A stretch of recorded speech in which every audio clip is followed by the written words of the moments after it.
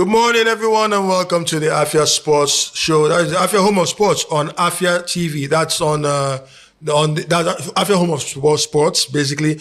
And today is the 18th rather, of the 10th month. That's what I wanted to say. The 18th of October, 2025, the year of our Lord. Welcome to the Afia Home of Sports on Afia TV. The frequencies still remain the same as usual. Channel 254 DSTV, Channel 748 Free TV, and Channel 17 Go TV. This is the Afia Home of Sports, and we're running a simulcast today because you can also get us on Afia Radio, 99.3 Afia Radio. We're going to give you the phone lines in a bit. So much has happened. Of course, the Ofala Festival is ongoing. That's part of us taking the shine a little bit in terms of proceedings, but sports is still part of life, and we're getting into the issues in sports. Welcome, guys. I'm your man, Sisi Emechebe, popularly known as Sisi the Rabbi, and I'm here with my co-host today, the divinator himself, the man that has divining tools, some of which are very faulty, but all the same, divine. Good to have you here, the divinator. Thank you.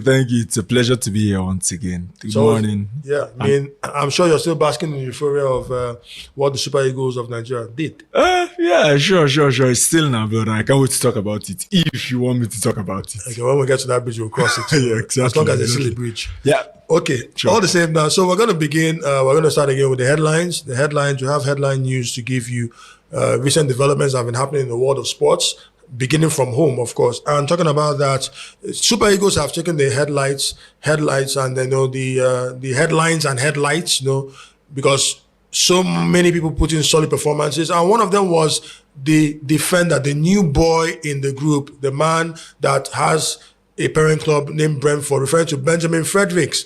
He put in so many solid performances, especially in the recent game against Benin Republic, that the veteran goalkeeper and goalkeeping coach of the Super Eagles of Nigeria, Alloy Agu, has hailed him and dubbed him the new Stephen Keshi. Of course, many of us remember the chairman himself, the boss man, the big boss, Stephen Keshi of blessed memory, the last coach, the last manager to win the African Cup of Nations for Nigeria with Nigeria in the year 2013, becoming the first man in Africa, in Nigeria, and the second man in general in Africa to win the title as a captain and a coach. He did that as a captain in the year 1994 in Tunisia 94, and then did the same thing as a coach in 2013. So Benjamin Fredericks being mentioned in the same breath as Stephen Keshi is a privilege indeed. It's an honor. And talking about honors, talking about defenders, there was one notable absentee in that game whose presence was not too missed because of the need. Benjamin Fredericks took his position there out of, just because of the need for the game. But the right back position is known to all Nigerians to have been nailed down and personally taken by the man, Ola Aina. Ola Aina pulled out of the Nigerian setup because of a hamstring injury that he picked up in that draw against Bafana of South Africa that took place in Bloemfontein in the World Cup qualifiers. He picked up the hamstring injury, which ruled him out of the remaining two games, the one against Lesotho and then finally against Benin Republic. But the good news is that Ola Aina is coming back very soon, hopefully sooner rather than later, because after that hamstring injury, he has resumed training. He's back to training. So the training is ongoing right now. Light training, but training nonetheless. So very soon, he'll start kicking the ball with consistency. Then talking about consistency, the NFF has been brought under a little bit of attack by Idah Peterside. Idah Peterside, of course, the former goalkeeper for the Super Eagles of Nigeria, has called upon the bodies, that is the NFF and African football in particular, African football generally, to bring about administrative reforms and restructure. Idah Peterside is simply pointing out that we must get things right. He's called for administrative reform in Nigerian football and African football. The former Eimba International and Super Eagles goalkeeper, Idah Peterside, called for the reforms recently. And he's said this actually to make sure that Nigerians do what they need to do, because most of the problems that Nigerian football has been facing has been the red tape and then the lack of consistency and maybe to a certain degree, the lack of sincerity in the glass house. So that's something that he's saying should be nipped in the bud. And I'm sure that there are many Nigerians that agree with Idah Peterside regarding the reforms. But, we always talk about good things also, because good news deserves a lot of traction and a lot of airtime, because the FIFA Under-17 World Cup no, for the women, FIFA Women's Under 17 World Cup is about to kick off, and that will start tomorrow in earnest on the 19th of October in Morocco. And then the final preparation game ahead of the World Cup took place between Nigeria, the Flamingoes of Nigeria, and Paraguay, where a certain lady named Mariam Yahaya stole the headlines by scoring a hat-trick in a 3-2 win over the Paraguayan counterparts, the under-17 Paraguayans. So that was a very good result, big one indeed, and big congratulations. And we hope that the girls will go all the way and then make Nigeria proud in the FIFA Women's Under-17 World Cup. Now we move straight to the stories for the day. The Nigerian Premier Football League is continuing. Of course, match week 9 is staring us in the face this weekend, and there are going to be some very, very crunch fixtures. Match week 9 of the NPFL, so 9 games played, and then we have 29 games to go. But first of all, let's look at the games that are going to be played. Round 9 of the NPFL, we're going to have, first of all, Bendel Insurance up against Rivers United. That's a South-South derby by 4 p.m. today, and that's the only game for today. All the other games are going to be played tomorrow, all by the same time, 4 p.m. Where Remo Stars, who are supposed to play host to Rangers International, that game has been postponed for obvious reasons. We'll get to that in a bit, because Remo Stars are currently waiting to welcome the South African Giants, Mamelodi Sundowns, for the second part of the preliminary round of the CAF qualifiers, CAF Champions League qualifiers. So that game between Remo Stars and Enugu Rangers has been postponed. But other games are going to take place. Another set of Southeasterners are going to be playing. Aimba, 9-time champions, Aimba will be playing host to Warri Wolves. And then Shooting Stars of Ibadan will be playing host to Abia Warriors. So 2 Abia sides, but one playing at home, the other playing away from home. Then Kwara United in the Battle of United will be playing host to Katsina United. And then Niger Tornadoes will be playing host to Plateau United. Barao FC will be playing host, well, you could call it host, to Kano Pillars, because it's a Kano derby. That's going to be a big one indeed. Ikorodu City Oga Boys are going to be playing host to the league leaders, Nasarawa United. We're going to see how they will be able to stifle the attacks that are coming from Nasarawa United, particularly the threat of Anas Yusuf, the shot and highest goal scorer from last season with 18 goals in the NPFL. Then we'll have El Kanemi Warriors playing host to Wiki Torres, and Bayelsa United will be playing host to the last southeastern side, the Imo Base side, or base side, Kun Khalifat. These are the games that we're going to watch on round 6, during round 9 rather, of the NPFL this weekend. So over to you. I'm sure definitely the bias is there, the Abia bias, but other than that, we have some other things we're looking at. Aimba are going to be playing also Warri Wolves. So that's the 9-time champions up against a side that used to be a regular in the NPFL until they got relegated some years back, and they just got back from the NNL, and they're trying to stake a claim to their status, permanent status in the NPFL. And that's going to be a very interesting one for Aimba. Aimba are aiming to become the first side in under the tutelage of such a wonderful and experienced manager in Stanley Eguma. They want to become the first side to have double digits in terms of the number of trophies won. The top flight titles, 10. They have 9, so they want to get 10. They need that. But the way the season has started, I always say it, that you might not be able to tell who can win a league title after the first 5 to 7 games. Yeah, exactly. But you can definitely tell who will lose the league title after the first 5 to 7 games. And now we've crossed that threshold. This is match week 9.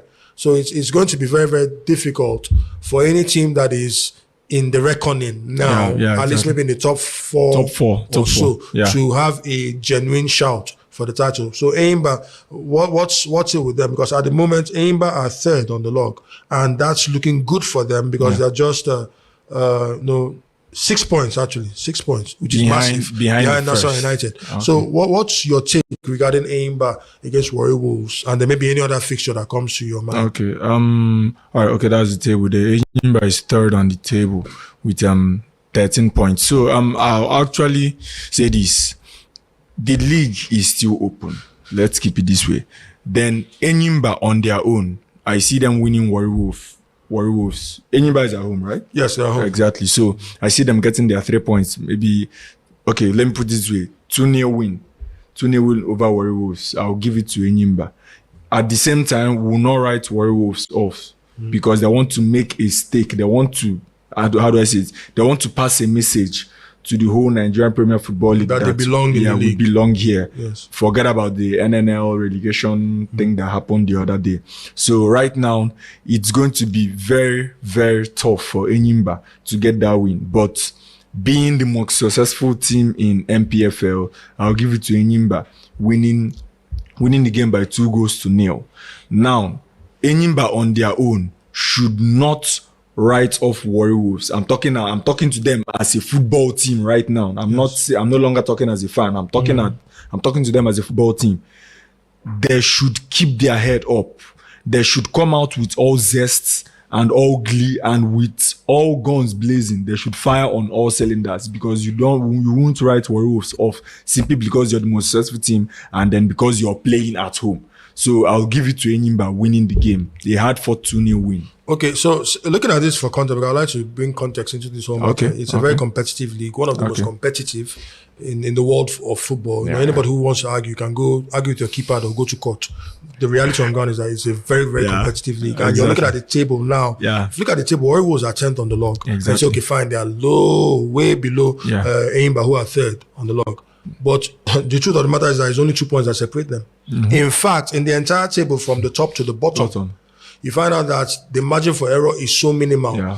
If Warri Wolves win Enyimba, they will leapfrog them. That's how bad it is. In fact, the only dominance that we're seeing here in the league in terms of gaps is between Nassau United. The biggest gap that's in the NPFL at the moment is Nassau United, who are first, and Abia Warriors, who are second. And that's 4 points. That's the largest gap. So every other team, you're looking at a maximum of 2 points.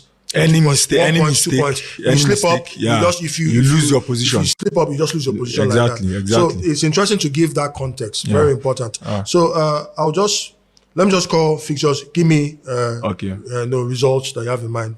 What results? You've said Enyimba 2-0 win over win. Okay. Bendel Insurance, Rivers United. Okay, Rivers United. Who's at home? Bendel Insurance. Bendel Insurance. Okay, I'm seeing a draw there.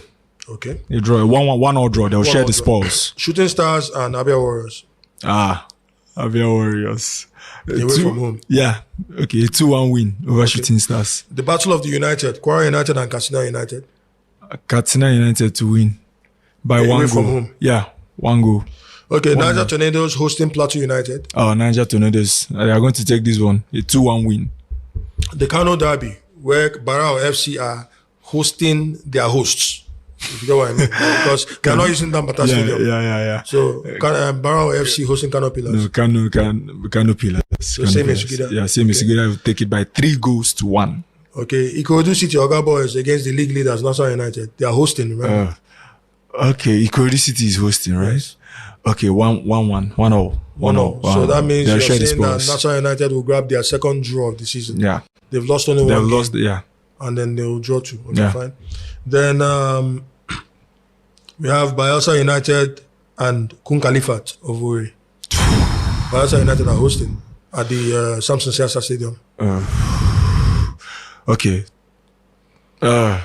It's a slight, just a narrow escape, 1 goal margin there, and it will go to Bayelsa United. Okay, home advantage wins the game. And El Kanemi Warriors against Wiki Tourists. El Kanemi Warriors. All right. I would have asked for the prediction of Remo Stars and Enugu Rangers International, but for obvious reasons I can't. Is hosting. No, that's what I'm saying. For obvious reasons I can't ask that, because we're going to have CAF Champions League qualifications, the second preliminary stage in the CAF Champions League qualification, and Remo Stars are going to be playing host to the powerhouses, African and South African powerhouses, Mamelodi Sundowns. And the fact that they are owned by the CAF president, Dr. Patrice Musepe, should not have any information, should not have any bearing on whatever happens. But hey, I mentioned it, I don't know why. But all the same, Rivers United, yes. So Remo Stars, are welcoming them to Abeokuta. They are currently there. They've already started a match preparation, and Remo Stars are going to be playing host to them tomorrow by 4 p.m. Mamelodi Sundowns of South Africa will be visiting Remo Stars. Then Rivers United have already traveled. They will be playing today by 2 p.m. against Black Bulls of Maputo, Mozambique. Remember, Black Bulls were in the same group as Eimba in the last CAF Confederations first preliminary round draws in the not the preliminary round draws, in the group stage. They were in the group with them. They were there alongside the Egyptian giants, that is Zamalek of Egypt, Al Ali of Egypt, and then Black Bulls of Maputo, Mozambique. And we know how Eimba ended. They crashed out of that. So Remo Stars, who are the defending champions, will be looking to avoid that kind of situation, even though it's just against Black Bulls. So there are other fixtures there, but I'm not going to bore myself with that because of time. We love our country and we love our league, so we have to promote our league. No disrespect to other leagues. So I'm looking at these two fixtures right now. Tough matches indeed. First of all, you're looking at Remo Stars, who are playing host with Mamelodi Sundowns. That's one of the biggest fixtures in the CAF Champions League second preliminary round draws. And then you're looking at Rivers United playing traveling. They're not traveling anymore. They're already there. They're already Mozambique against Maputo, the Maputo Bayside, Black Bulls of Maputo. So what do you say about these games, and what score lines are you looking at? It's really a tough call to make, but Mamelodi Sundowns just have that upper hand based on experience, based on exposure, based on what they've achieved on their own league. So it's okay. Remo Stars, we are not writing them off. They are also good at what they do. So I still value them at their own level. When they are good, and you know it. You can't stop them.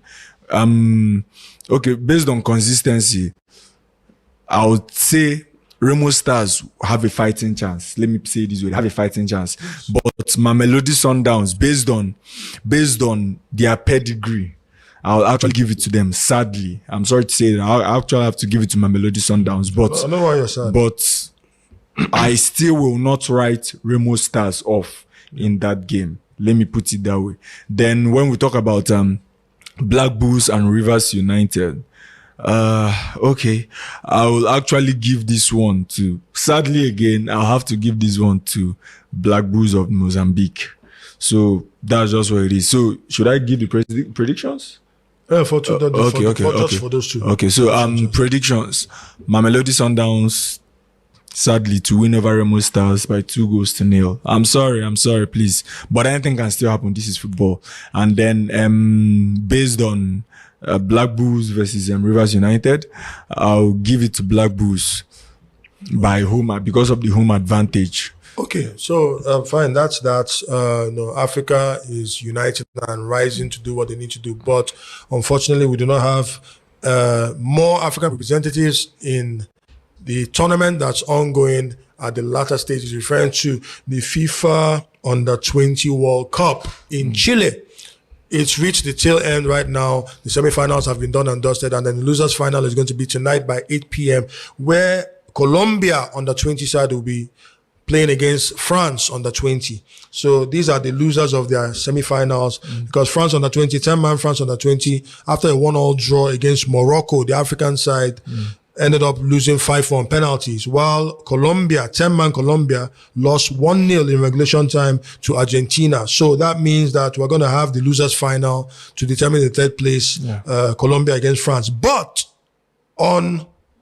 by midnight on Monday, that's by Monday the 20th, midnight, we are going to be greeted with a country that's going to be carrying the hopes of an entire continent on their shoulders, because they are the last man standing, and they've been the most improved and most consistent African side in the world of football across board. Yeah, exactly. Referring to Morocco, the Atlas Lions of Morocco. They have been doing a wonderful job at the different age grades. So the Moroccans are there Under-20. They'll be playing against Argentina, carrying the hopes of an entire continent, not just Morocco, on their shoulders. Africa. Africa will be united, hopefully, to support these boys, the Atlas Lions, to see how far they will go and unseat this Argentinian side. What do you say in a few seconds about this game? Okay, first of all, you said Africa will be united. I can tell you for sure that not.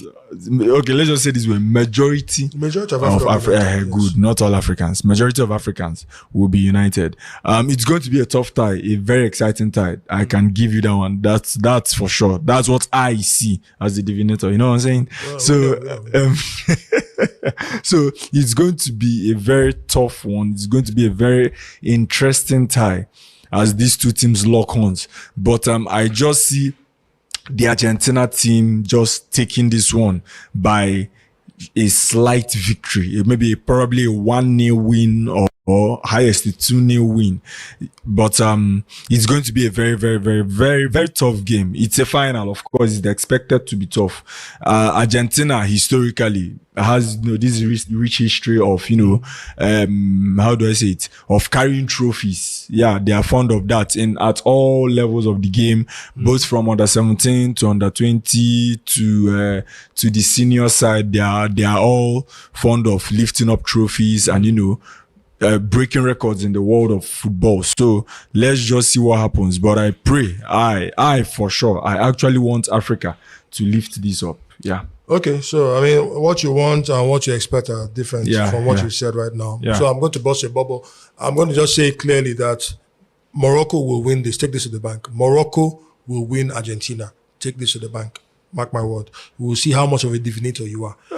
Okay, and speaking about divining, I just want to do this in a couple of minutes before we go for a break. Okay. Many Nigerians have been asking for a breakdown. Okay, how is it that what's Nigeria's chance of qualifying for the World Cup? Yeah, we had what happened last Tuesday, a big miracle indeed, where Nigeria left it till late to put up one of the most solid performances and comebacks to qualify for a berth in the playoffs. Now, the playoffs are the continental playoffs where the four best placed second runners-up from the 9 groups in the CAF zone of qualifiers, in the World Cup qualifiers for that ticket to the United States of America, Canada, and Mexico. They were amongst, they finished their years. There's a lot of uproar. There's a lot of disappointment from Burkina Faso who didn't make it. So Nigeria took their place because of this issue of, Eritrea withdrawing. So if you have any grouse, I'm sorry, my Burkinabe brothers and sisters, if you have any grouse, go and talk to Eritrea and then vent your frustrations on them because rules are rules. But Nigeria qualified as one of the best placed sides. So there were 4 teams that qualified. Gabon finished first there, and then Cameroon were next, Nigeria third, and then Congo DR were 4th. So what that means is that this November that we're stepping into, the Super Eagles of Nigeria, who are the highest ranked side, and the FIFA rankings just came out recently. We'll talk more about that on Monday. The FIFA rankings came out and Nigeria went up 4 places to 41st in the world, which does a lot of good for the seeding. So Nigeria are the highest seeded side in that group, which means that the highest seeded side will face the lowest seeded side, and Gabon are the lowest seeded African country in these playoffs. So they will face Gabon in a one-off playoff, and then Cameroon will face DR Congo in a one-off playoff. So what that means is that they will now qualify whoever wins the final of that playoff, assuming, is an assumption, assuming Nigeria qualify by beating Gabon, and then they face Cameroon in the playoff final in Morocco, Rabat, Morocco to be precise, in November, and then they win that. The journey is not yet over. There's still more hurdle to scale, and that is the Interconfederation playoffs. What does that mean? Let me break it down. Because the playoff is basically a last chance knockout for teams that almost qualified for the World Cup but did not get an automatic spot through their continental bodies. So FIFA uses the playoffs to decide the final few tickets to the World Cup. So how does this work for this particular World Cup in the FIFA 2026 World Cup? So a total of 6 teams will enter the Interconfederation playoffs, 6 teams. Now, these 6 teams come from 5 different zones. Now, what CAF is going through right now is the same thing as what some other zones are going through. You have the CAF zone, which is the African zone. You have CONMEBOL, which is the South American zone. You have CONCACAF, which is the North and Central American zone. Then you have OFC, which is the Oceania zone. That's where you have Australasia, the Australian continent, where you have New Zealand, New Caledonia, Papua New Guinea, and co. And then you have AFC, that is the Asian federation, where you have the likes of Iraq, Iran, South Korea, Jordan, Japan, and the rest of them. Yeah, so those are the areas that you have there. Now, what that means is that there are 6 teams that will qualify, 2 from CONCACAF because it's North and Central America. So each of these teams are going to qualify, and then they will meet in March 2026. And in 2 places, those 6 teams are going to be seeded and put in 2 groups. Now, the winners of each of those groups will qualify for the last 2 places in the World Cup. It's as simple as that. That's just what it is. So Nigeria's plan is to win Gabon, then get to the final, win the continental playoff final, and then move and wait till March 2026 and meet in Mexico, because it's going to take place in Mexico. And that's exactly how it's going to go about. Any other modalities involved, we'll let you know in subsequent shows. We'll be right back after this short break to give you more information, because the world of football and the world of sports generally never sleeps, and neither do we. Well, sort of. Welcome back in a few minutes.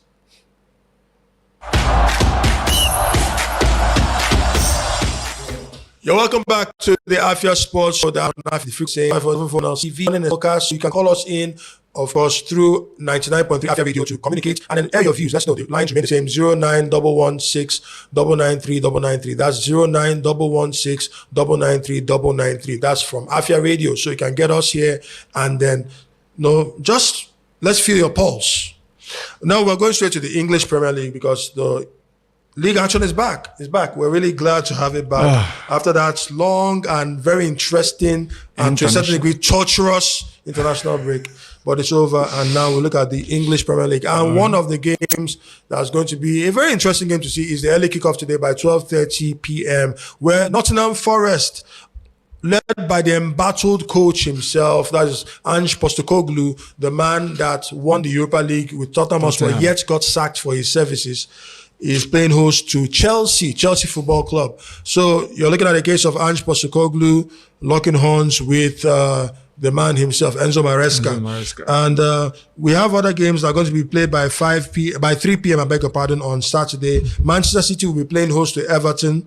Then Brighton and Hove Albion will be playing host to Newcastle United. Crystal Palace will be playing host to Bournemouth. Then Sunderland will be playing host to Wolverhampton Wanderers. Burnley will be playing host to Leeds United, 2 sides that are promoted from last season's championship. And then the late kickoff today will be by 5:30, where Fulham will be playing host to Arsenal in the London Derby, one of the London derbies where history may be made in that game. We'll talk about that in a bit when I move down. Then Tottenham Hotspur are going to begin proceedings on Sunday when they play host to Aston Villa at the Tottenham Hotspur Stadium. And then we'll have Liverpool against Manchester United. We'll talk about that in a bit. That's by 4:30 p.m. A big clash, a North-West derby between 2 bitter rivals, the most successful sides in English football history. Exactly. And then West Ham United will seal the deal on Monday by 8 p.m. where they play host to Brentford, Brentford, and that's going to be in the London Derby. Now,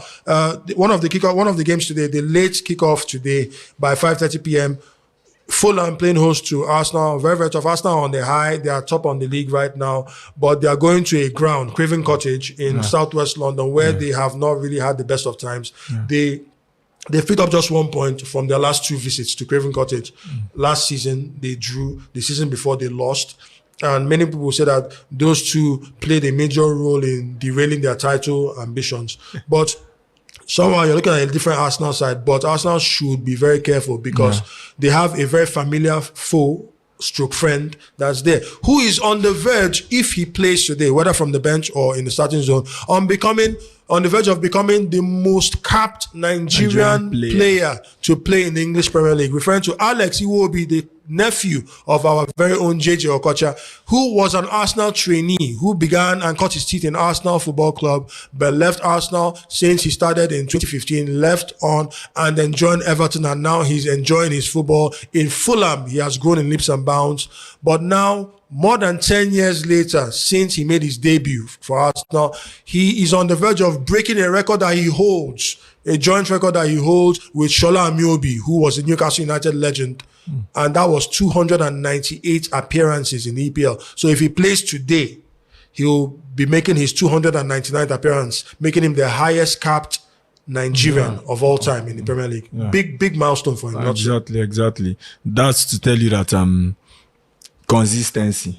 This is what makes you get to any level you want. Consistency. So because he knows what he's doing as a midfielder, he's consistent. He started with Arsenal, and then Arsenal sold him off to Everton. At that point, somehow, you kind of feel discouraged, like leaving a big club like Arsenal and then you're going down to Everton. But this guy said, no, I have to keep pushing.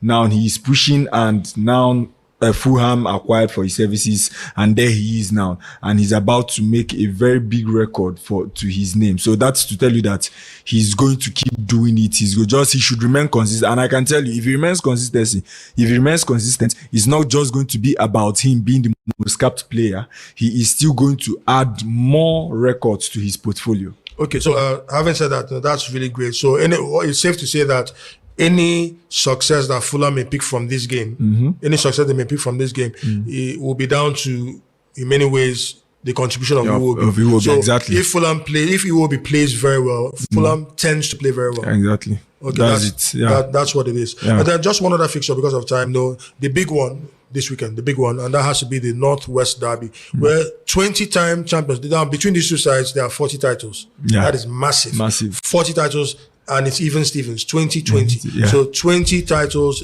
top flight titles, won by Liverpool, 20 top 5 titles won by Manchester United. Even though Liverpool feel that they feel a bit hard done by, because Man United have many more Premier League titles than them. Yeah. 13 Premier League titles, 7 First Division titles, while Liverpool have only 2 Premier League titles and 18 First Division titles. Yeah. So they want to really bridge that gap, but they've not started particularly well. Off the back of 3 consecutive defeats in all competitions, the most recent being that loss to Chelsea. What would you say about this fixture?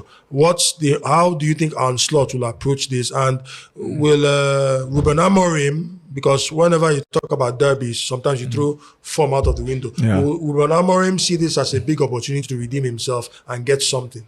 Yeah, I think so. Yeah, because of late, Man United have been grabbing wins, kind of. So I'll say that maybe they are coming up and they have a case, or should I say they have something to prove against Liverpool. Liverpool is a good team, not taking anything away from them. We have Salah there, we have Gakpo there, we have Etikite. So it's going to be an interesting tie, but I see Liverpool just taking a slight win from this. As long as I am assuming that they have actually learnt their lessons from the 2 to 3 previous games they've lost. I am assuming, plus the international break that will give an Slot a chance to, clear his head a little and then watch what his players did wrong and, try to correct their wrongs. So this is what I'm seeing from Liverpool's end. Then on Manchester United's end, Ruben Amorim should by now, known the best formation, the best Zai to start with, and to know the people to bring him from the bench and know how to do his work. Okay. Assumptions are wonderful as long as they do what they need to do. Okay, so very, very quickly, let's look at the predictions. Nottingham Forest, Chelsea. Nottingham Forest, Chelsea. I'm seeing Chelsea winning the game. Okay, away from home. Away from home, sure. Manchester City, Everton. Manchester City. 3 goals to 1. 3 goals to 1, okay. Brighton and Hove Albion, Newcastle United. Newcastle. 2 goals to 1. Away from home. Yeah. Crystal Palace hosting Bournemouth at Selhurst Park. Ooh, Crystal Palace to take this one. They've been on hot form. Sunderland playing host to Wolverhampton Wanderers. Wolves to win. Away at the Stadium of Light. Sorry, I meant to say a draw. Sorry, okay. Sorry. Burnley at Turf Moor hosting Leeds United. A draw. Fulham playing host to Arsenal at Craven Cottage. Slight win for Arsenal, 2-1. Tottenham Hotspur playing host to Aston Villa at the Tottenham Stadium. Give me this to Tottenham. Anfield, where you have Liverpool playing host to Manchester United. The tough one. Okay, Liverpool winning. And finally, the London Stadium, where you have this man coming back. That's Nuno Espirito Santos replacing the sacked Graham Potter or Harry Potter. And West Ham United playing host to Brentford. Okay, West Ham getting a win. Yeah, you will win, yeah. Okay, fine. So if anything goes wrong, hold him. I will be right back after this short break and to give you information. The CAF awards nominees are already out. Well, gradually we have the female nominees first. Later today we'll have the male nominees. But let's give you what we have while we wait for what we do not have, so that we can all have what we need to have. We'll be right back after these messages.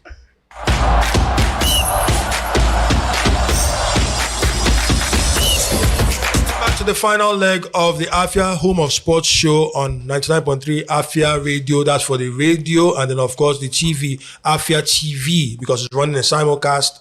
And of course the number still remains 09116 993 993, and you can see us on Afia TV, channel 254 DSTV, channel 17 Go TV, and channel 748 Free TV. We are going straight to the CAF nominees. The CAF awards are coming up thick and fast, and then we have nominees. But first of all, the female nominees, and of course, rightly so, we should have the female nominees, because the females have made us prouder than the males so far this year, which is why their nominations coming out first is no problem to me whatsoever. So we look at the CAF nominees. For Nigeria particularly, we have some very, very interesting nominees.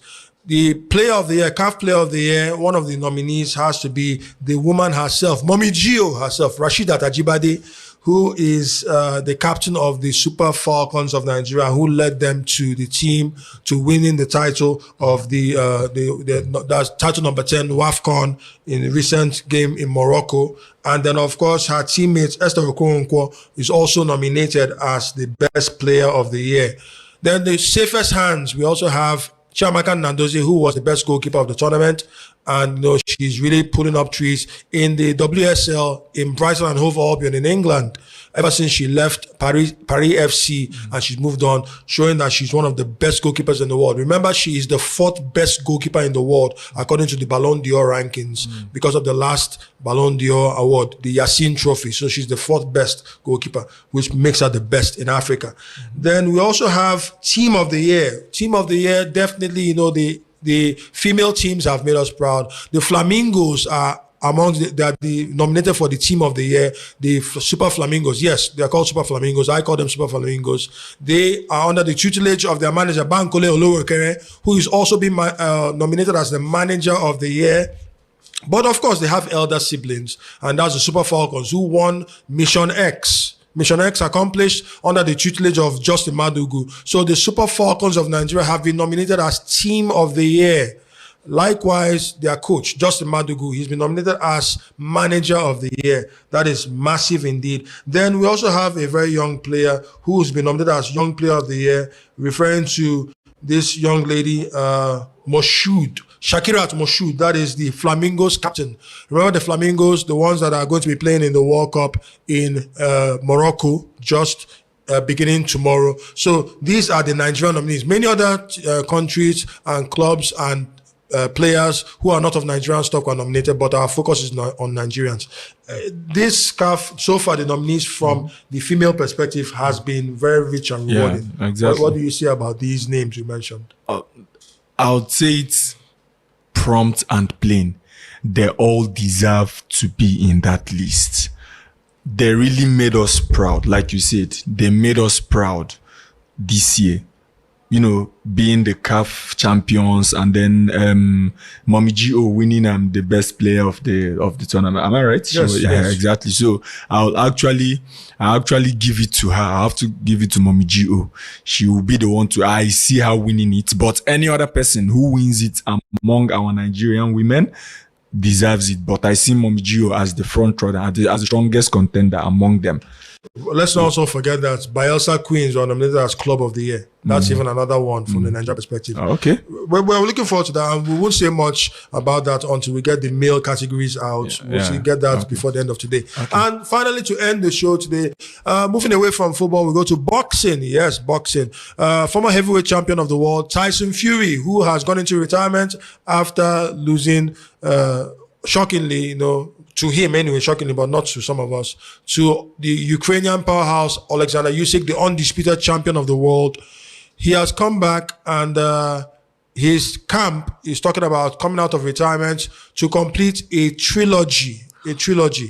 Now, that trilogy will be the 3rd fight for the man out of retirement to try and reclaim his honor. He's placing the trilogy, that is the 3rd fight, ahead of a fight against his fellow Brit, that is Anthony Joshua. And, styles make fights, and someone like Usyk has shown to be the Achilles heel to a fighter like Tyson Fury. What if this fight happens at all? Many are saying he shouldn't come out of retirement, but if it happens, what do you think will be the outcome? Really? Is that Usyk will just win. Like, seriously, it's not even supposed to be a debate. I don't even know why he came out of retirement to do it. I don't know what his camp is actually thinking. He's not, I don't think he's in a good shape to face Usyk anymore. Okay. But anyway, no problem. Whatever happens will happen. But I'll advise that he shouldn't even go into this fight. That trilogy of a thing should not even be happening at all. Okay, I know what his camp is thinking about. It's probably money. And of course, we've got to be making money every now and then. Thank you very much, guys. We need to leave to make some more money. And that's been the size of the package. Thank you for being with us on the Afia Sports Show, Home of Sports. It's been a pleasure, been a privilege. Divine Onwuka, the Divinator, thank you very much for being with us today. Thank you. And I want to thank the floor managers, the MCR, PCR, the script writers, everybody who's been involved behind the scenes. We celebrate you. We see what you do. Thank you for being with us on the Afia Sports show, the Home of Sports. We'll do this again. On Monday, we'll be on the show. But till then, stay blessed. I'm Sisi the Rabbi, signing out.